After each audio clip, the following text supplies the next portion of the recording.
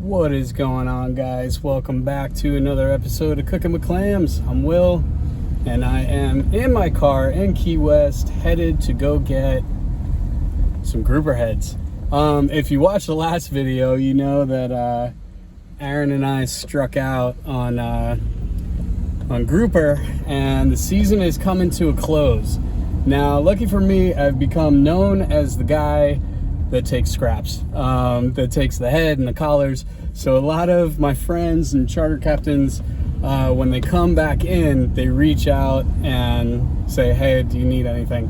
So today is one of those days that I got those texts that I love, which is, need some grouper heads? I got a couple. So I'm headed over to Murray's Marine to meet up with DJ Barrios. He runs a charter company down here called Roughshot Charters, and we're gonna go find out what he's got. Like right before we get in the water.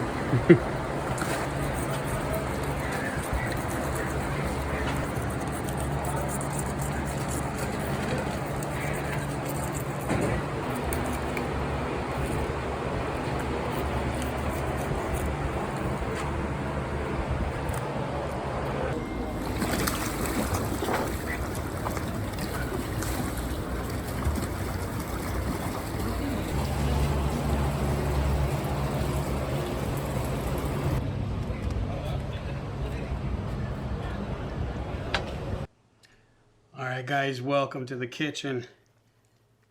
So, thank you, DJ. Thank you, Roughshot Charters, for this beautiful, beautiful grouper head and collars.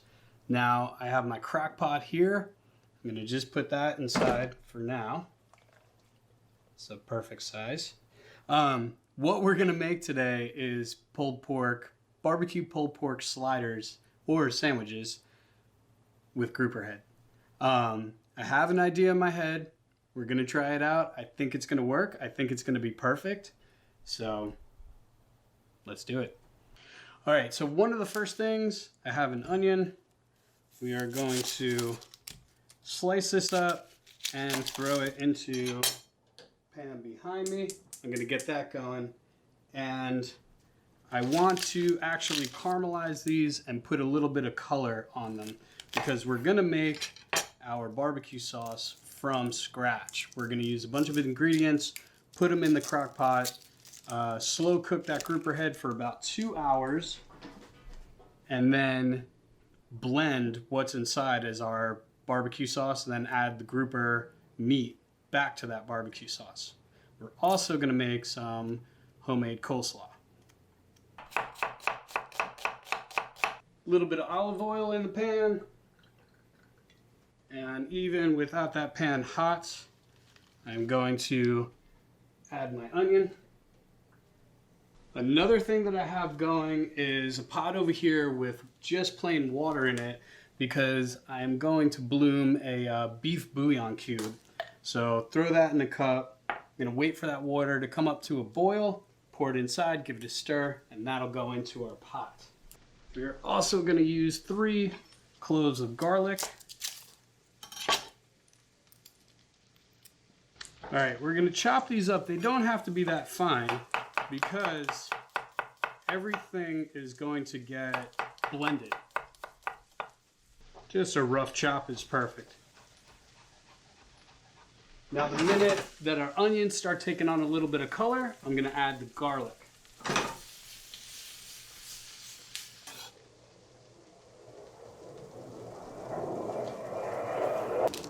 All right, and I have here guajillo chili peppers. Now, these are a little bit hotter. If you watched one of the last episodes, you saw that I put dried peppers in the grouper carnitas. These are gonna be a little bit spicier than those. So, a couple of these going. And I'm gonna do seeds and all in here. So, actually, just to get them going, I'm gonna throw them in with my onions as well.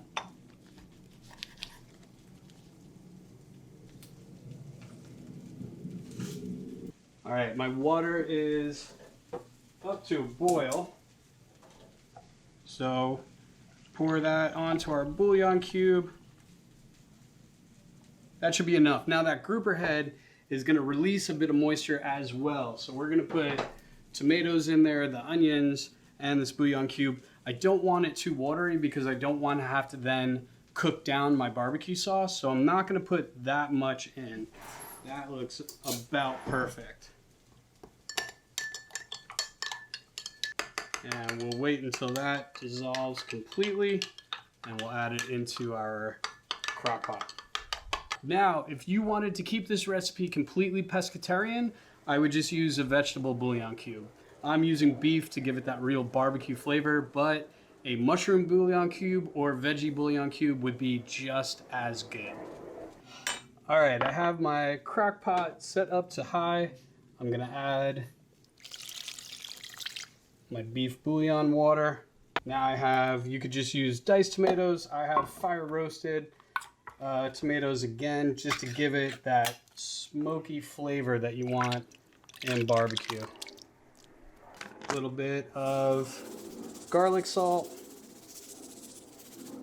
some cumin, coriander,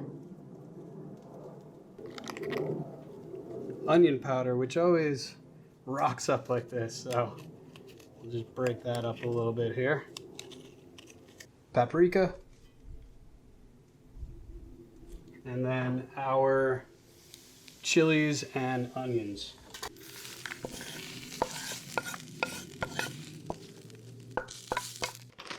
Now something important to add to give it that real barbecue flavor, a little bit of brown sugar. And black pepper. A little bit of Worcestershire. And that is it. Throw the lid on. I've got it on high, and we will be back here in 2 hours. All right, so one of the other things that we're gonna put on top of our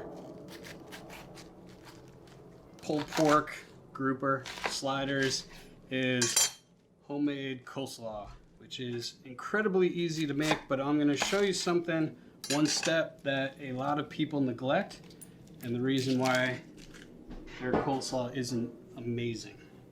So first off, I have a mandolin. Watch your fingers, face your fears, use the mandolin.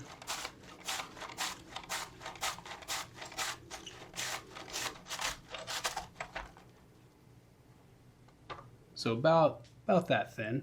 Now this actually works great overnight, but we're just gonna let it go for the amount of time that our grouper cooks. So I have it in this bowl. We're gonna salt it, and then put another bowl on top and put weight in that bowl and put it in the fridge. And what that's gonna do is draw out a lot of the moisture out of the cabbage. Then you can dress it with mayo, vinegar, whatever you want, and the cabbage will still be super crunchy instead of dressing it with everything and then it's just sitting in its own water, washing off whatever seasoning you put in and getting kind of wilted and gross. This will keep it nice and crunchy.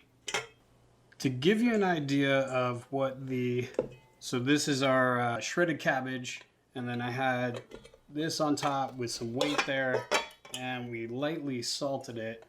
And just to give you an idea here of how much moisture, let me actually grab something to put that into. And then another thing that I'm going to do is take handfuls of our cabbage and give it a squeeze to get that moisture out. Now, like I said, that is still going to leave the cabbage very crunchy, but it's going to draw out that moisture. It's already seasoned with salt. So now I'm just going to add a little bit of apple cider vinegar and mayonnaise. And that's it. That's going to be our slaw. Just a little bit of apple cider vinegar. And one of the reasons that I'm putting that in the coleslaw is because I didn't add it to our fish and our barbecue sauce.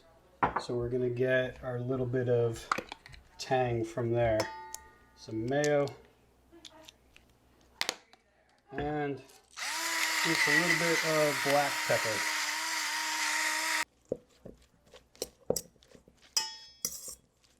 And that's it. That is our coleslaw. Nice and simple.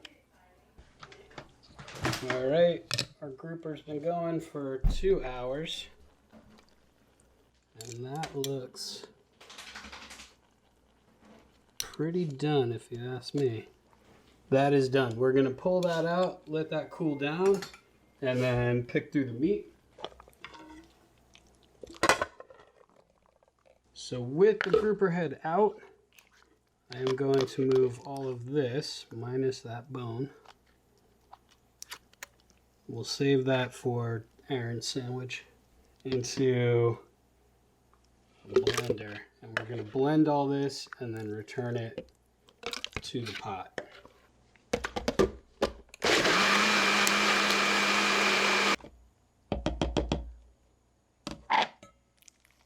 So there is our barbecue sauce, and we're going to put that back into the crock pot. So I have my crock pot still up on high heat. Add our barbecue sauce back. I'm going to give that a taste to see if it needs any kind of seasoning whatsoever. I'm going to add a little bit of salt, a little more pepper, and a little bit of cayenne pepper to give it a little more spice. But other than that, we're good to go. All right, so I added a little bit more brown sugar, a little more salt, and a touch more pepper. Oh yeah, that's it. That is really good barbecue sauce. All right, we're gonna let this cook down a bit off to the side while we pick that grouper head.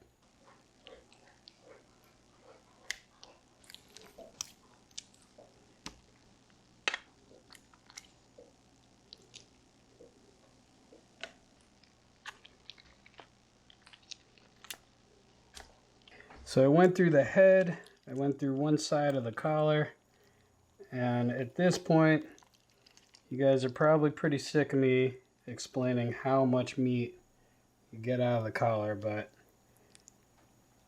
it blows my mind every single time. And Murray's Marine, they don't throw the heads and collars into the marina. So they actually do just get thrown into the trash. So all of that meat would have been thrown into the trash instead of being made into pulled pork sandwiches. So I'm going to put the meat back into the crock pot, and I took it out kind of early to where it is cooked through, but it could still take a bit more heat. So I'm going to put it back in the crock pot and let it cook for at least another 20 minutes.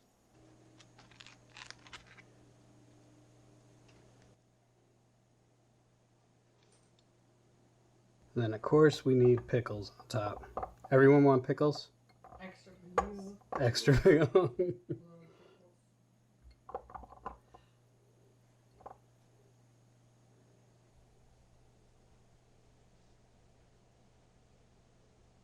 And we got Madeline's extra pickles. All right, you guys are live. Oh, God. Alex, since you're the guest of the house, you have to talk about the... Oh, good. Tonight's dish. I'm just kidding. Do you guys remember Alex? She was my roommate before these two hoodlums.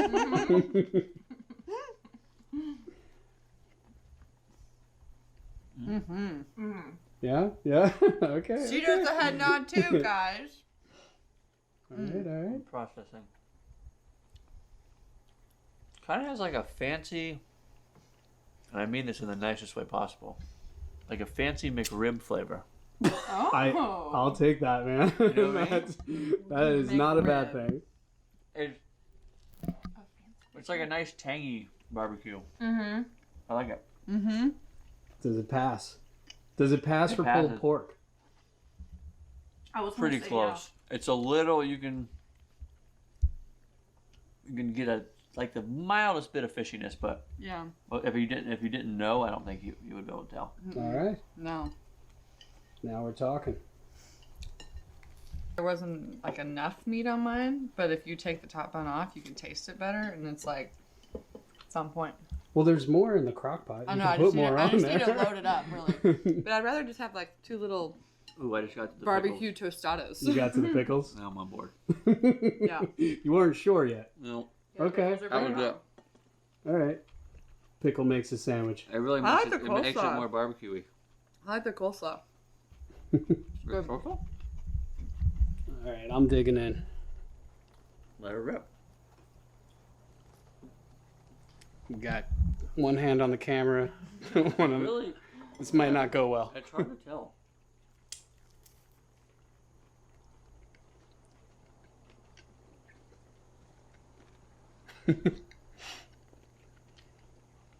It's got a nice twang, like a Yeah. tangy. I think it's great. I should put more fish on all of them. It is a lot of bread, but But it's good flavor. yeah. All right. I'm pretty happy with that one. Thank you, DJ from Roughshot Charters. Thank you guys for eating. Oh yeah. Thanks for cooking. Anytime. So if you like this episode, hit like, hit subscribe, and we will see you on the next one.